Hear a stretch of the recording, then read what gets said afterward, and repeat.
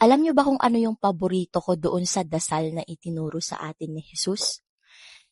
It is the part wherein He said, Our Father who are in heaven.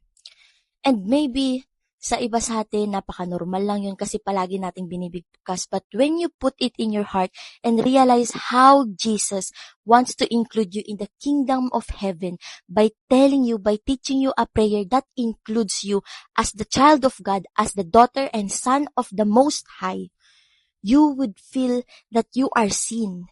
You would feel that you are being cared, that you are being loved. Na even though si Jesus lang naman yung the only man who walked here on earth in perfection, the only man that met the standard of God the Father, He included us. He sacrificed for us. So don't ever think that God does not love you. Don't ever think that God will not go through difficulties just for you. God is willing. Kasi He is willing to meet you where you are. Sabi nga nila, yung iba kasi, paano ko ide-deserve si Lord God? Ganito ako imperfect ako siguro hindi ko deserve ang pumunta sa Kanya or lumapit sa Kanya kasi nagkakasala rin naman ako. God does not want your perfection.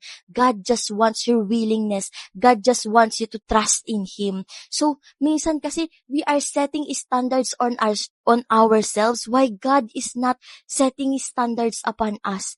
It's just the whispers of the enemy that we have to be like this, to be in order to be near to Jesus Christ. But no, you have to be near to Jesus Christ before you become someone better yourself. Because being better, transforming ourselves, it is not depending on our self-reliance. It is not on us. It is on the power of the grace and love of Jesus Christ. So nung sinabi ni Lord God na our Father who are in heaven, it means you are included. He did not say, my Father who are in heaven. He said, our Father who are in heaven. It means you belong.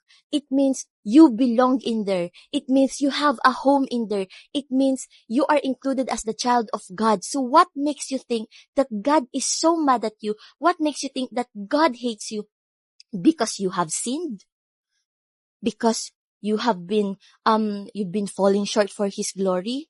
He knows your weakness. He knows about that. Of course, I am not condoning sin. I am not one to tell you na it's okay to sin because His grace is blah, blah, blah, sufficient. No.